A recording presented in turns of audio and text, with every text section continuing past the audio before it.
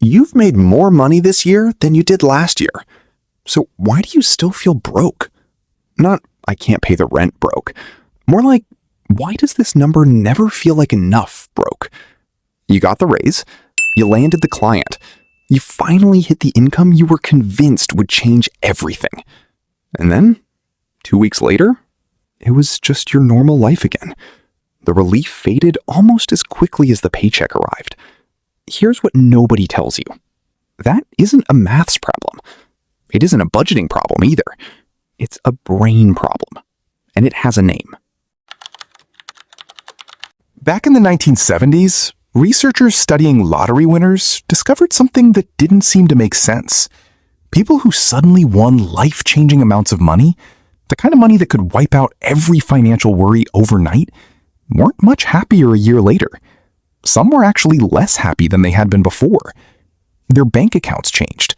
Their emotional baseline didn't. Psychologists call this hedonic adaptation. But there's a simpler way to think about it. Imagine your brain has a financial thermostat. Not one that's set to the amount of money you have, but to the amount of money you believe you're supposed to have. And just like the thermostat in your home, whenever things drift above that setting, your mind quietly works to pull you back.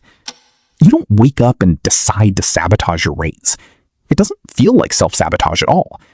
You just convince yourself it's finally time for a better car, or the holiday you've earned. Or you stop thinking twice about all those little purchases you used to question. One decision doesn't change much, but 100 small decisions do. And before long, you're right back where you started. Researchers continued tracking many of those lottery winners, and the pattern stayed remarkably consistent. Within about 12 months, most had settled back into the same emotional baseline they had before winning. It didn't matter whether they'd won 100,000, a million, or 10 million. The size of the check wasn't what mattered. What mattered was the internal setting every pound had to pass through before it felt normal. And this doesn't only happen after winning the lottery. It happens after promotions, raises, a successful business, a career that's steadily growing year after year. Your brain doesn't really care how the money arrived. It only cares about bringing you back to what it already believes is normal. So maybe the real question isn't, how do I make more money? Maybe it's, what is my financial thermostat actually set to? And more importantly, who set it in the first place? This is where things get uncomfortable. Because for most people, that internal setting isn't random. It's inherited. Researchers who study financial socialization, the process of learning about money during childhood, have found that many of our core beliefs about money begin forming before we're even 7 years old. Not because someone sat us down and taught us, because we watched.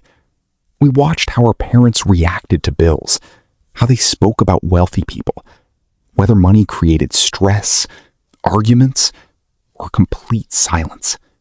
Without realizing it, we weren't just learning about money. We were learning what kind of financial life felt safe. If money was surrounded by shame, you may have learned that success should come with guilt.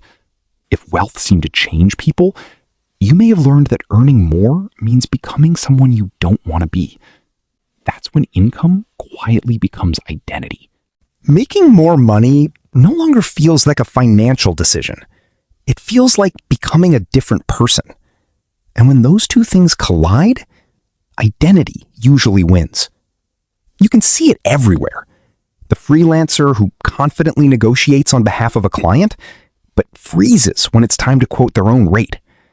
The employee who keeps taking on extra work for free because they don't want to seem difficult. The business owner who reinvests every dollar back into the company while never paying themselves what they've actually earned. None of these people would describe themselves as afraid. They'd say they're being humble, or generous, or responsible. But fear rarely introduces itself as fear. It usually wears a much more respectable disguise. And that's exactly why it's so difficult to recognize. Because saying, I'm scared of what making more money might turn me into, sounds irrational, maybe even embarrassing. So the brain creates a different explanation. I'm just being practical. I'm being careful. I'm being responsible.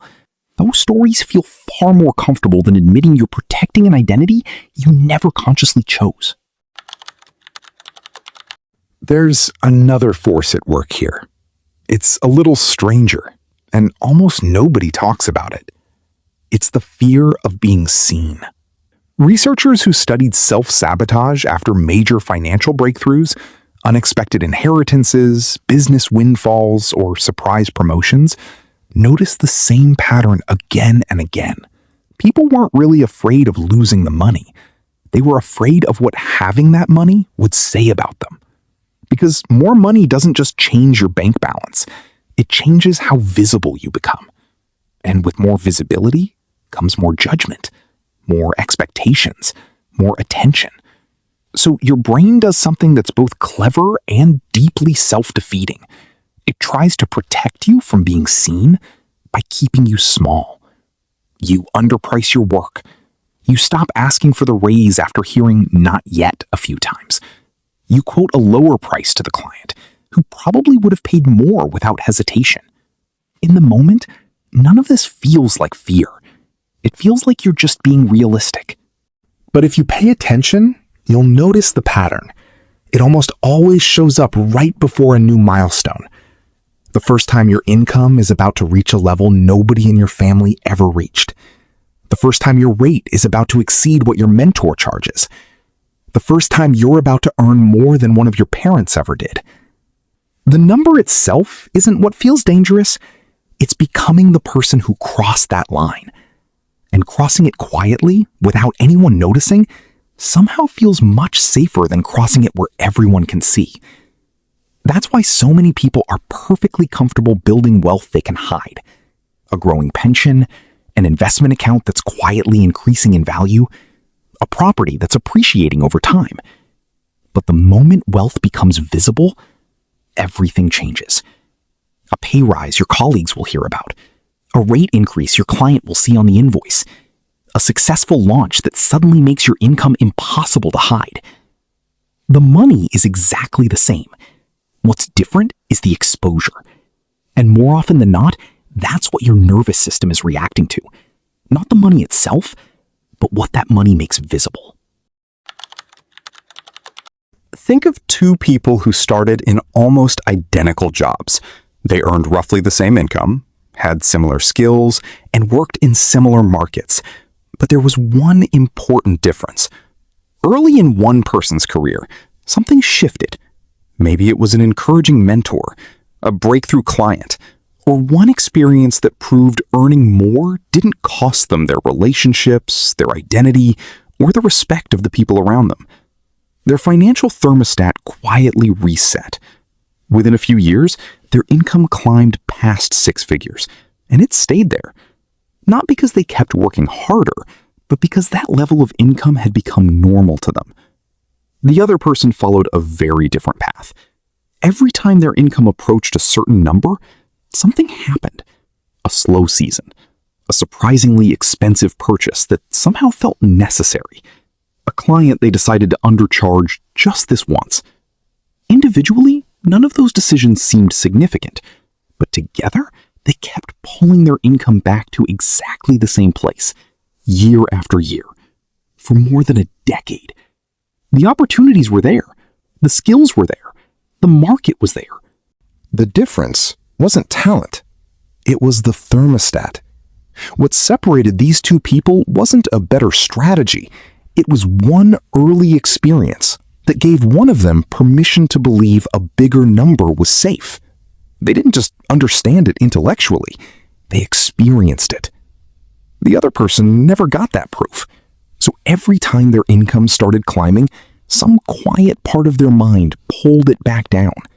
Not because they lacked discipline, not because they lacked ambition, but because they were staying loyal to an old setting they never realized they were allowed to change. And here's the part that makes this pattern so difficult to recognize. The pullback is almost never dramatic. There's no single catastrophic decision, no obvious act of self-sabotage. Instead, It's a series of tiny, forgettable choices. Another subscription, a little reward because you worked hard, an unpaid invoice you never bothered to chase. Each decision makes perfect sense on its own, but together, they quietly restore the number your brain has always believed you should have.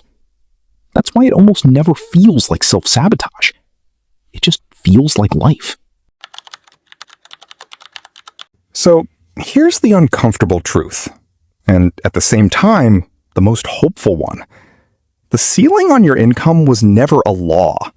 It was a setting installed early in life, reinforced so quietly you probably never noticed it, and defended by a part of your brain that genuinely believes it's keeping you safe. And if it's a setting, it can be changed. Not with another budgeting app, not by simply working harder while operating from the same mindset. It changes when you start noticing where your own ceiling shows up.